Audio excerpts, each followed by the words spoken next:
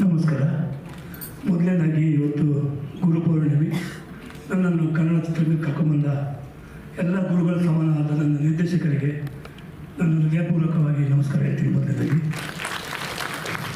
ಜೊತೆಗೆ ಕಿರಣ್ ರಾಜ್ ಅವರಿಗೆ, ಅವರು ಕೂಡ ಈ ಚಿತ್ರದ ನನ್ನ ಗುರುಸ್ಥಾನ ನಿಂತು ನಮಗೆ ಒಂದು ಪಾತ್ರವನ್ನು ಕೊಟ್ಟು, ಅದು ನಾನಿರುವಂಥ ಸ್ಥಿತಿಯಲ್ಲಿ ಕೂಡ ಒಳ್ಳೆಯ ಪಾತ್ರವನ್ನು ಕೊಟ್ಟಿದ್ದರು.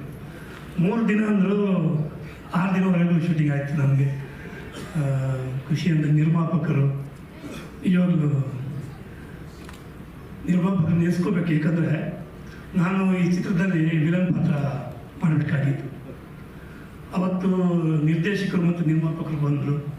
ನಾವೆಲ್ಲ ಒಂದು ಕಡೆ ಮೀಟ್ ಆಗ್ತಿದ್ದಾಗೆ ಫಸ್ಟ್ ನಾನೇನಂದೆ ಅಂದರೆ, ಸರ್ ನಾನು ಕೂಡ ಉಡುಪಿಯಿಂದ ಬಂದೆ, ಒಂದು ದೇವಿ ದರ್ಶನ ಆಗೋಯಿತು, ನನಗೂ ಒಂದು ಜೀವನದಲ್ಲಿ ಒಂದು ದೇವಿಯ ಒಂದು ಆವೇಶ ಆಗುವಂಥ ಪಾತ್ರ ಮಾಡಬೇಕು ಅಂತ ಆಸೆ ಸರ್ ತಂದೆ ಅಂದಿದ್ದೆ. ನಾನು ಈ ಫಿಲ್ಮ್ ಬಗ್ಗೆ ನನಗೆ ಗೊತ್ತಿಲ್ಲ.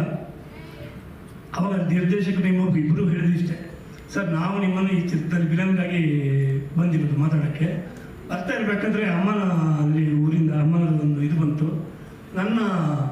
ಯಾರೋ ನನ್ನನ್ನು ಹಿಂದೆ ಕುದಿತಿದ್ದ, ಅವನು ಇವತ್ತು ಸಿಗ್ತಾನೆ, ಅವನನ್ನೇ ಈ ಪಾತ್ರಕ್ಕೆ ನೀವು ಹಾಕೋಬೇಕು ಅಂತ ಅಮ್ಮನ ಆಶೀರ್ವಾದ ನಿಮ್ಮ ಮೇಲೆ ಬಂದಿದೆ ಅಂಥೇಳಿ ನನಗೆ ಒಂದು ಪ್ರಸಾದವನ್ನು, ಅಮ್ಮನ ಪ್ರಸಾದವನ್ನು ಕೊಟ್ಟು, ಅವತ್ತೇನು ಈಗಲೂ ನಾನು ಮಾತಾಡ್ತಿದ್ರೆ ಕೂದಲು ನಿಂತ್ಕೊಂಡ್ಬಿಡ್ತದೆ. ಯಾಕಂದರೆ ಇದೊಂದು ಬರೀ ಸಿನಿಮಾ ಮಾತ್ರ ಅಲ್ಲ, ಕೆಲವು ಹೃದಯಗಳಿಗೆ ತುಂಬ ಹತ್ತಿರವಾದ ಒಂದು ಭಾವನೆ ಕೂಡ ನನಗಿದೆ. ಜೊತೆಲಿ ನಾನು ಈ ಅಮ್ಮನ ಪಾತ್ರ ಆವೇಶ ದಿನ ಮಾಡಬೇಕಾದ್ರೆ ನನ್ನ ತಲೆ ಮೇಲೆ ಅಂದರೆ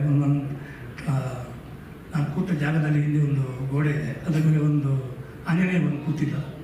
ಏನು ಗೊತ್ತಿಲ್ಲ ಅಂದರೆ ಈ ಸತ್ಯ ಕಾಣುವವನಿಗೆ ಎಲ್ಲ ಸತ್ಯ ಕಾಣ್ತಾ ಇರ್ತದೆ. ಈ ಜೀವನದಲ್ಲಿ ಪ್ರತಿಯೊಬ್ಬನಿಗೂ ಎಲ್ಲಾದರೂ ಒಂದು ಸತ್ಯ ಹುಡುಕಬೇಕಾದ ಸತ್ಯ ಅವನ ಒಳಗಡೆ ಇದ್ದಾಗ ಪ್ರತಿಯೊಂದು ಕಡೆಯಲ್ಲ ಅವನಿಗೆ ಸತ್ಯ ಕಾಣ್ತದೆ ಎಂಬುದಕ್ಕೆ ನನಗೆ ಕೆಲವೊಂದು ಇದೊಂದು ಈ ಸಿನಿಮಾ ಮಾಡಬೇಕಾದ್ರೆ ಒಂದು ಸಾಕ್ಷಿ ಸಿಕ್ಕಿದೆ. ತುಂಬ ಥ್ಯಾಂಕ್ಸ್. ಆಮೇಲೆ ಅಮ್ಮನ ಆಶೀರ್ವಾದ ಇರಲಿ, ಅಮ್ಮನ ಅರ್ಚಕರು, ಅಮ್ಮನ ಮನೆತನದವರಿಗೆ ಎಲ್ಲರಿಗೂ ನಾನು ಆಶೀರ್ವಾದ ಕೇಳ್ತೀನಿ. ಜೊತೆಗೆ ನನ್ನ ಆರೋಗ್ಯದ ಪರಿಸ್ಥಿತಿ ಅಂದರೆ ಟ್ರೀಟ್ಮೆಂಟಲ್ಲಿದ್ದೀನಿ. ತುಂಬ ಏನಂದರೆ ನಾನು ಹೇಳಿದಾಗ ನಾನು ದೇವಭಕ್ತ, ದೇವರು ಹೇಗಿರ್ತಾನೆ ನಾನು ಆ ರೀತಿ ಇರ್ತೀನಿ, ನಿಮ್ಮ ಮುಂದೆ ಇರ್ತೀನಿ.